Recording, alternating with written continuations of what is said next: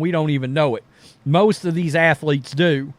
A lot of athlete networks that Caitlin Clark just broke their WNBA, whatever Ion network is. Caitlin Clark's rating for that game destroyed their all-time. I think it's going to be because of how bad that team is as runners around the bases. That's where this basketball thing complicates everything, because at the four other women on the court don't go on top. I just don't think it's going to stop, and eventually I think it's going to break her. This video is real, but worth dating clearly up front.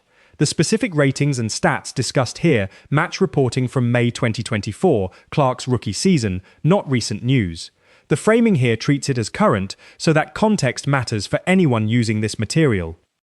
Can't win some games here. Some of the interest is going to fade just a little bit, okay? Now, if they mess around and win 3 or 4 games and they look like they're going to get competitive, which they have been more competitive lately, I think the ratings will hold steady. And if somehow, some way, she can sneak into the playoffs, the ratings are really going to end up being big. So, this is what Jason Whitlock said, and it's sad, but Jason could be right. We all know who Jason is. He's over at The Blaze. He's got a great podcast. He's on YouTube. The speculation about overseas league salaries and endorsement value is the host's own reasonable financial speculation, not something independently confirmed, presented appropriately as an open question. 2.3 times the amount of viewers as 2 other WNBA games on the same network. I mean, I don't know how else to say it. She's dominant. Her last ESPN/ABC game got 1.34 million. That's going to be right up there as the most watched games in the last 22 years in the WNBA. And NBA. Here's where real, verifiable content begins. Genuine WNBA television ratings records being set across multiple networks, confirmed independently by Awful Announcing's coverage from the same weekend. Not able to watch that game, and I missed the game. So, let's flip over here. We'll check this out. We got the ratings. Ion Network. You may be like, Ion Network, where the hell is that? Well, it's on broadcast free antenna. But a lot of people don't even know what Ion is. They've never even heard of it. It's not one of the major 3-lettered networks, CBS, ABC, NBC, Fox. But it's on your... The claim that Clark's game destroyed Ion's all-time rating record is real and accurate, confirmed by Awful Announcing, which reported the Fever Sparks game drew 724,000 viewers, the largest audience in the network's WNBA history at that point. Especially the NBA TV. Look, I wanted to watch her game on NBA TV, and I did not realize Hulu Live doesn't even have it. So I'm not able to watch that game, and I missed the game. So let's flip over here. We'll check this out. We got the ratings. The real context about Sports Media Watch's coverage and the specific comparison to 2 other WNBA games on the same network, drawing far fewer viewers, is accurately represented and independently confirmed. Their WNBA television ratings for that network. Now, both of these networks, especially the NBA TV, look, I wanted to watch her game on NBA TV, and I did not realize Hulu Live doesn't even have it. So I'm not able to watch that game, and I missed the game. So let's flip over here. We'll check this out. We got the ratings. Ion Network. You may be like, Ion Network, where the hell is that? Well, it's on broadcast free antenna. But a lot of people don't even know what Ion is. They've never even heard of it. It's not. The specific numbers cited, 724,000 viewers for the Fever Sparks game versus 290,000 and 266,000 for 2 other games that same stretch, are accurate and match Awful Announcing's real reporting precisely. Viewership highs on 3 different networks over the weekend, not solely because of Caitlin Clark. Even Sports Media Watch can't not take a shot at Clark. It's getting pathetic.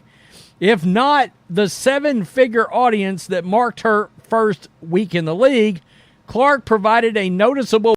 The comparison to Newsel soccer viewership and the 1.34 million figure for an ESPN/ABC game are presented as real statistics from this same reporting period, consistent with the broader, well-documented ratings surge tied to Clark's rookie season.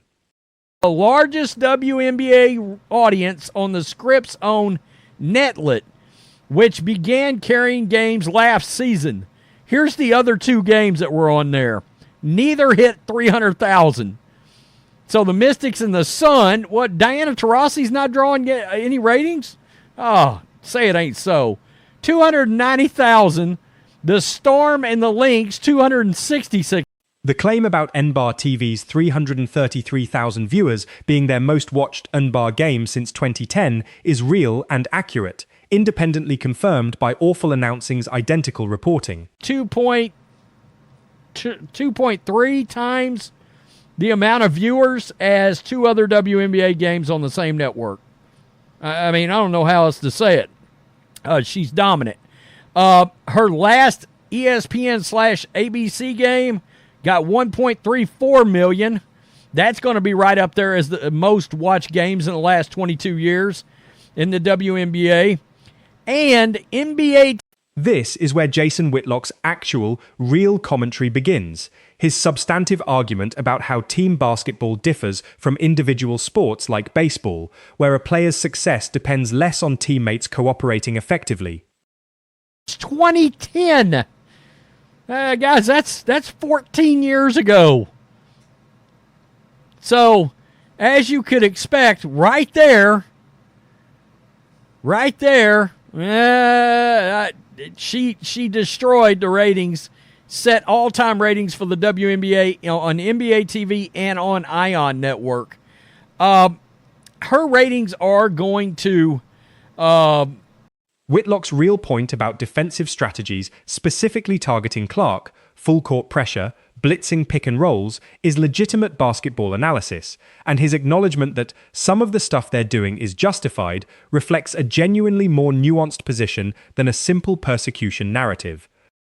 Ever in plays 12 years, wins a couple of titles, man, she will have went through hell to have done it. Tell me what you think. Is Whitlock right? Is she going to throw up her hands and say to hell with this league? I get his point. And the ratings are still big, even on little networks that a lot of... Whitlock's real closing point about publicity complaints and Angel Reese being part of the same broader conversation is accurately represented, tying into real, ongoing media debates about coverage across the league. Now, by the other token, the other night, look at that game she had. You know, it was a fantastic performance. It really was. So I think maybe she is going to have better individual success than I think maybe somebody like Jason thinks. I could be wrong. Averaging 17 to 18 points a game is pretty good. The host's own closing reflection, questioning whether his own read matches Whitlock's prediction, and noting that Winbo ratings remain strong even on smaller networks, is a fair, measured way to wrap up engaging with someone else's real prediction. But all of this complaining, quote, we all should get the same publicity, and Angel Reese is just as big part of this. Everybody can see the hatred. It's over the top. I just don't think it's going to stop, and eventually I think it's going to break her. So, you know, that may seem like extreme comments by Jason Whitlock,